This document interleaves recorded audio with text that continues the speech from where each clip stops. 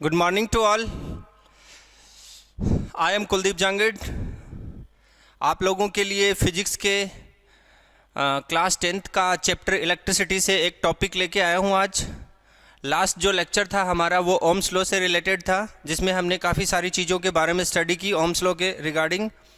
आज हम बात करेंगे factors on which resistance depends. कौन से ऐसे फैक्टर्स हैं जिसके ऊपर रेजिस्टेंस जो है वो डिपेंड करता है, इस चीज़ के बारे में हम लोग बात करने वाले हैं. तो इस चीज़ को समझने के लिए मैं आपको एक एग्जांपल लेके बताऊंगा. उस एग्जांपल से हमें काफ़ी सारी चीज़ें समझ में आएंगी. अब देखिए आपको पता है जब हमने ये चैप्टर शुरू किया था और उसके अंदर मैंने आपको इलेक्ट्रिक करंट के बारे में बताया था, तो उसमें इलेक्ट्रिक पोटेंशियल का जो इम्पोर्टेंस होता था, just means high potential to low potential electric current का फ्लो होता है. तो उसी चीज़ को हम लोग यहाँ पे थोड़ा एक बार दोबारा से एक एग्जांपल के तौर पे लेंगे और उसी से रिलेटेड जो रेजिस्टेंस है उसको भी हम उसमें समझेंगे. जैसे सपोज करते हैं कि हमारे पास में एक कोई वाटर सप्लाई है, पानी की जो सप्लाई है उसको एक एग्जांपल के तौर पे हम लोग लेते हैं.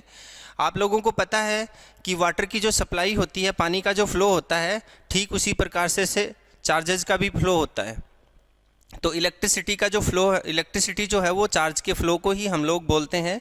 तो उसी केस में अगर मैं बात करूं कि अगर आपके पास में कहीं दूर से पानी की एक पाइपलाइन आई हुई है आपके घर तक, और वो पाइपलाइन जो है मान लीजिए कि 100 मीटर की डिस्टेंस से है आपके घर से, और जहाँ से आपका वाटर टैंक बना हुआ है वहाँ से 100 मीटर की डिस्टेंस पे पाइपलाइन है.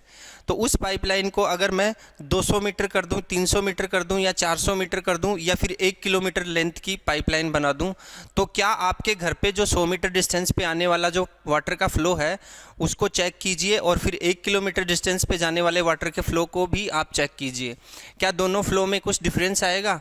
डेफिनेटली डिफरेंस आएगा. ये तो कॉमन सा एक एग्जाम्पल है जिसको हम डेली लाइफ में भी देखते हैं और यूज़ भी करते हैं. तो जो वो फ्लो आ रहा है हमारे पास में, वो लेंथ बढ़ने के साथ साथ पानी का जो फ्लो है उसमें इंटरप्ट आ जाता है, और जो 100 मीटर के ऊपर फ्लो आ रहा था उससे बहुत कम फ्लो जो है वो डिक्रीज हो जाएगा. मतलब 1 किलोमीटर की डिस्टेंस पे, दैट मीन्स 1000 की डिस्टेंस के ऊपर. एक चीज़ इसको नोट कीजिएगा आप. अब दूसरी चीज़ क्या होती है, एक मेरे पास में पाइपलाइन जो है वो उसी 100 मीटर की डिस्टेंस पे मेरे पास में पाइपलाइन जो है वो एक क्रॉस सेक्शनल एरिया की आ रही है. जैसे मान लीजिए मेरे पास में ये पाइपलाइन है इस तरीके से, ये लीजिए इस तरीके से एक पाइपलाइन है मेरे पास में, ये वाली पाइपलाइन है एक, तो ठीक है, जिसका क्रॉस सेक्शनल एरिया है मेरे पास में A, ठीक है. और एक पाइपलाइन जो है वो मेरे पास में ऐसी है, ये वाली पाइपलाइन, जिसका क्रॉस सेक्शनल एरिया है मेरे पास में ये B इस तरीके से. तो दोनों क्रॉस सेक्शनल एरिया को अगर मैं यहाँ पे कंपेयर करूँ तो B जो है वो सो मच ग्रेटर देन है A से. तो इसके अंदर से फ्लो होने वाला पानी और इसके अंदर से फ्लो होने वाला पानी, दोनों में काफ़ी डिफरेंस होगा. इसके अंदर से जो पानी फ्लो हो रहा है उसके अंदर इंटरप्ट जो हैं उसके फ्लो में काफ़ी सारे इंटरप्ट आएंगे, काफ़ी सारी बाधाएं आएंगी, जबकि इसके अंदर से जो फ्लो होने वाला पानी है वो इजीली फ्लो हो जाएगा सेम अमाउंट का. जैसे 1 लीटर पर सेकंड इसमें से फ्लो हो रहा है, और वही 1 लीटर पर सेकंड इसमें से फ्लो हो रहा है, दोनों में से. तो इसके अंदर से तो इजीली फ्लो होगा और इसके अंदर से थोड़ा उसके अंदर इंटरप्ट आएगा फ्लो में, और इसी को हम लोग बोलते हैं रेजिस्टेंस. उसमें रजिस्ट हो रहा है, मतलब एक रजिस्ट आ रहा है उसके बीच में. इस सिमिलर प्रोसेस को अगर हम करंट के लिए अप्लाई करें तो करंट के लिए भी इस सिमिलर प्रोसेस को हम समझ सकते हैं कि जब हम किसी लॉन्ग डिस्टेंस के वायर में करंट फ्लो करवाते हैं तो उसके अंदर जो रेजिस्टेंस है वो बढ़ जाता है, क्योंकि इलेक्ट्रॉन्स का जो फ्लो होता है उस फ्लो के कारण उसके इलेक्ट्रॉन्स के जो आपस में कोलिजन रेट है वो बढ़ जाती है, जिससे हीट प्रोड्यूस होती है, और हीट प्रोड्यूस होने से रेजिस्टेंस जो है वो बढ़ जाता है. अब उसी सिमिलर प्रोसेस को यहाँ पे देखें.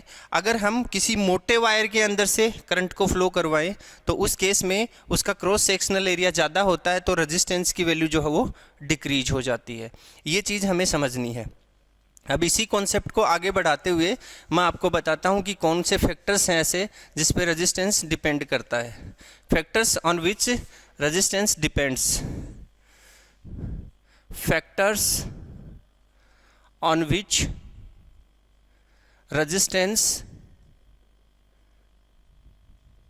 डिपेंड्स। सबसे पहला जो फैक्टर है वो है length of the conductor, length of the conductor. ये इसमें क्या होगा, इसमें होगा कि जैसे जैसे कंडक्टर की लेंथ इंक्रीज होती जाएगी वैसे वैसे रेजिस्टेंस की वैल्यू भी इंक्रीज होती जाएगी। दैट मीन्स रेजिस्टेंस जो है वो डायरेक्टली प्रोपोर्शनल होता है लेंथ ऑफ द कंडक्टर के। ठीक है, दैट मीन्स आप लिख सकते हैं R directly proportional to L. Equation first बनाया, इसको क्या बनाया, equation first. Number two number में हमने लिखा area of cross section, area of cross section, area of cross section, ये वाली चीज़ हमने यहाँ पे डिनोट की। तो एरिया ऑफ क्रॉस सेक्शन बढ़ने से जैसे जैसे इंक्रीज होता है, मैंने अभी बताया था आपको, वैसे वैसे रेजिस्टेंस जो है वो डिक्रीज होता है। तो हम लोग क्या बोल सकते हैं, जो resistance is inversely proportional to area of cross section of the conductor, then R inversely proportional to 1/a। ठीक है, 1/a that means inversely proportional to a, ऐसे भी बोलते हैं। तो ये एक इक्वेशन बन गई है आपकी सेकंड नंबर, और ये इक्वेशन बन गई है आपकी फर्स्ट नंबर। अब इन दोनों इक्वेशंस को अगर अपन कंबाइन करते हैं तो यहाँ से देखिए आप, दोनों इक्वेशंस को कंबाइन किया तो r directly proportional to l/a। ठीक है, एंड अगर इक्वल में लेंगे तो हमें एक कांस्टेंट को यहाँ पे यूज लेना पड़ेगा, और वो कांस्टेंट क्या होगा, यहाँ से देखिए r is equals to rho l/a, rho l/a। और रो क्या है, प्रोपोर्शनलिटी कांस्टेंट, जिसे क्या बोलते हैं, रजिस्टिविटी ऑफ द कंडक्टर। क्या नाम है इसका, resistivity, resistivity of the conductor. और ये जो है रजिस्टिविटी, ये हर मटेरियल की डिफरेंट होती है। हर मटेरियल मतलब जैसे हम लोग इंसुलेटर लेंगे तो इंसुलेटर्स की कंडक्टिव रजिस्टिविटी जो है वो बहुत हाई होती है, और इसी वजह से उसके अंदर करंट का फ्लो नहीं होता।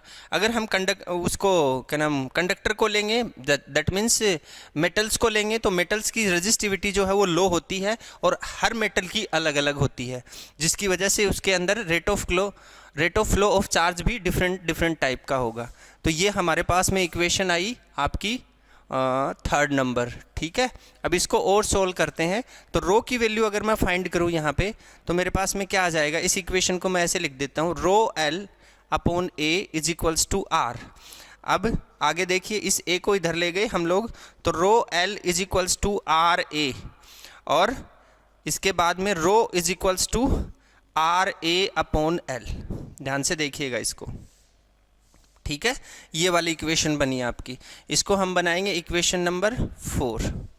ठीक है, ये इक्वेशन आपके पास में बन के आई। अब देखिए इसके अंदर हम देखें तो रजिस्टिविटी जो है, इस केस में रेजिस्टेंस जो है वो इन्वर्सली प्रोपोर्शनल था, और इस केस में रजिस्टिविटी है वो डायरेक्टली प्रोपोर्शनल है एरिया के। और यहाँ पे देखिए आप, L उल्टा हो गया है, जस्ट इसका उल्टा हो गया है यहाँ पे। तो इस तरीके से हम इसको डिनोट कर सकते हैं।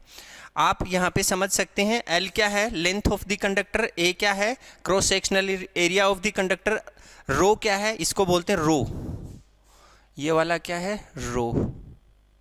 ठीक है, रो है ये। अब इसको बोलते हैं रजिस्टिविटी ऑफ द कंडक्टर, और R क्या है, रेजिस्टेंस ऑफ द कंडक्टर। इनके बीच का जो रिलेशन है वो इस इक्वेशन से और इस इक्वेशन से आप डिफाइन कर सकते हैं, इससे भी कर सकते हैं और इससे भी कर सकते हैं। इसके साथ साथ हम एक चीज़ और भी ले सकते हैं, वो क्या है, वो ध्यान से देखिए आप।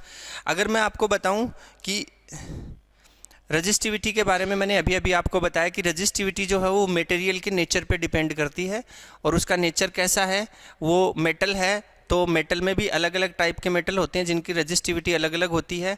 अगर वो इंसुलेटर है तो इंसुलेटर के अंदर रजिस्टिविटी जो है वो काफ़ी हाई रेंज में होती है, जिसकी वजह से करंट का फ्लो नहीं होता, और मतलब रेजिस्टेंस जो है उसको हाई रेजिस्टेंस उसका शो होता है। तो ये वाला टॉपिक था आपका।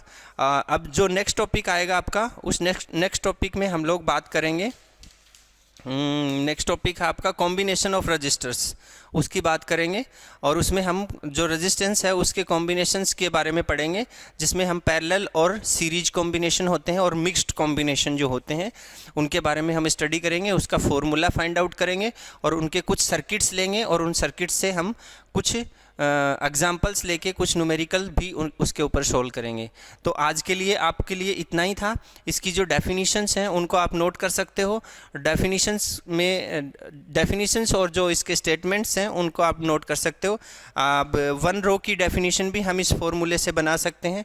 जब क्रॉस सेक्शनल एरिया भी यूनिट हो, लेंथ भी यूनिट हो और किसी कंडक्टर का रेजिस्टेंस भी यूनिट हो, तो उस केस में हमारे पास में रो निकल के आएगा। अब इसकी अगर हम यूनिट बनाएं, क्या बनाएं? यूनिट बनाएं तो कैसे बनेगी? देखिए, रो इज इक्वल्स टू आर क्या है? रेजिस्टेंस, और रेजिस्टेंस की यूनिट क्या होती है? ओम लगा दिया, ओम का सिंबल लगा दिया। और ए क्या है? क्रॉस सेक्शनल एरिया की यूनिट क्या होती है? मीटर स्क्वायर, तो मीटर स्क्वायर लगा दिया। और फिर क्या है? एल क्या है? लेंथ की यूनिट क्या होती है? मीटर, तो हमने नीचे मीटर लिख दिया। मीटर से ये square cancel, then rho is equals to क्या आ गया? Ohm metre. ये आपकी यूनिट बन गई है, रजिस्टिविटी के लिए यूनिट बन गई है आपके पास। ठीक है, ये वाला आपका टॉपिक कंप्लीट। इसमें कुछ छूट गया होगा तो नेक्स्ट लेक्चर में मैं आपको बताऊंगा। आज के लिए इतना ही और हम नेक्स्ट लेक्चर में फिर मिलते हैं। आप स्वस्थ रहिए, घर पे रहिए और अच्छे से पढ़ाई कीजिए। Thank you, have a nice day everybody.